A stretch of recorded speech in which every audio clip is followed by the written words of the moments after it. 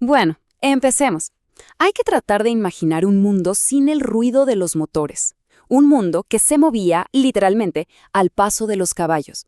Estamos en la década de 1880 y la humanidad estaba justo ahí, al borde de un cambio que lo iba a cambiar todo en la forma de transportarse. Y todo gracias a la visión de un hombre.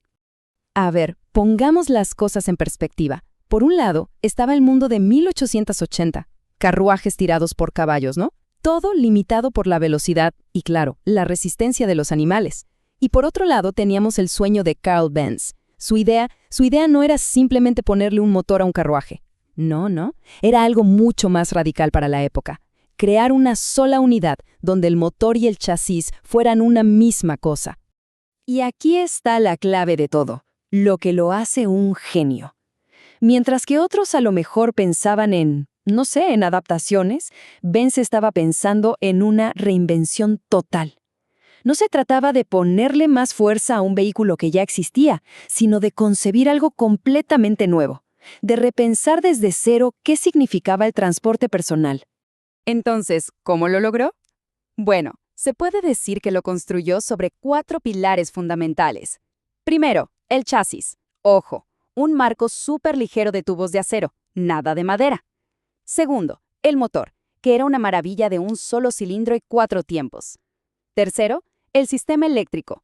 Y aquí tuvo que inventar prácticamente todo, la bujía, el encendido por batería. Y por último, la transmisión, que usaba correas de cuero y un diferencial. O sea, básicamente no solo inventó un auto, sino todos los sistemas que hacían que ese auto pudiera funcionar. Y ahora hablemos de la potencia de este motor tan revolucionario. ¿Listos? 0,75 caballos de fuerza. Sí, así es, menos de 1 caballo de fuerza. Hoy nos parece poquísimo, casi una broma, ¿verdad? Pero esa fue la chispa que inició una revolución mundial. Hay una cita que lo resume a la perfección. El genio de Benz no estaba solo en las piezas por separado, sino en su visión de conjunto. Él entendió que todo tenía que funcionar en armonía, como un ecosistema. Creó una sola máquina, coherente, donde todo tenía sentido. Y con todo esto, llegamos a la fecha clave, el 29 de enero de 1886. Ese día, con la presentación de la patente número 37.435 en Berlín, el sueño se hizo realidad. En ese papel, en ese momento, nació oficialmente el automóvil. Fue la culminación de todo su viaje como inventor. A ver, echemos un vistazo a los detalles técnicos de esta máquina increíble. Pesaba unos 265 kilos. Su combustible, que se llamaba ligroína, se compraba en las farmacias, imagínense. Tenía solo 3 ruedas. ¿Por qué? Porque Benz no confiaba mucho en los sistemas de dirección de 4 ruedas de la época. Y su velocidad máxima, unos vertiginosos 16 kilómetros por hora. Pero aquí la historia da un giro interesante. Porque claro, tener la patente no era suficiente. El invento existía en el papel y en su taller, pero el público no confiaba en él. Era muy escéptico. Y para colmo, el propio Carl, que era un perfeccionista de primera, dudaba. Le daba miedo mostrarle su creación al mundo por temor a que fallara. La invención necesitaba a alguien que la defendiera.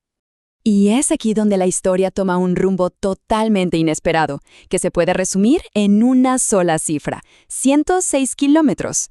Esa fue la distancia, una distancia asombrosa, del primer viaje largo en automóvil.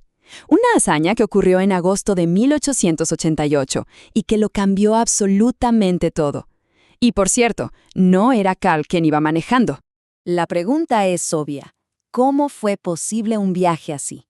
¿Cómo una máquina tan nueva, tan frágil, en un mundo sin carreteras pavimentadas, sin gasolineras, pudo recorrer toda esa distancia? Bueno, la respuesta está en una historia de una audacia y un ingenio increíbles. Y esto es simplemente genial. Ilustra la pura determinación que hubo detrás de ese viaje. Quien manejaba era Bertha Benz, la esposa de Carl. Se enfrentó a problemas mecánicos y los resolvió con lo que tenía a la mano. Un alfiler de su sombrero para destapar una tubería de combustible. Usó una de sus ligas para aislar un cable. Estas reparaciones improvisadas ya son toda una leyenda. El impacto de ese viaje fue monumental. No fue solo un paseo, fue la prueba definitiva. Se podría decir que fue la mejor campaña de marketing de la historia. Berta, casi sin querer, le demostró al mundo entero que el invento de su esposo no era un juguete de taller, sino una herramienta revolucionaria. Era de verdad el futuro del transporte. Al final, la historia del primer automóvil tiene dos protagonistas que son igual de importantes. Por un lado, Carl Benz, el cerebro, el genio de la ingeniería que imaginó y construyó la máquina. Y por el otro, Berta Benz, el coraje, la valentía que aportó la prueba irrefutable de que esa máquina funcionaba en el mundo real. Y esta frase creo que resume su legado a la perfección. Una invención, por más brillante que sea, necesita dos cosas: el ingenio para crearla y el valor para demostrar que sirve. Carl aportó lo primero y Berta, de una forma inolvidable, aportó lo segundo. Y eso nos deja con una pregunta para pensar, ¿no? La historia de los Benz nos enseña que la innovación es una mezcla de una gran idea y la valentía para llevarla a cabo. Así que vale la pena preguntarse, ¿qué gran idea de nuestro tiempo está por ahí esperando a su propia Berta Benz para demostrarle al mundo de lo que es capaz?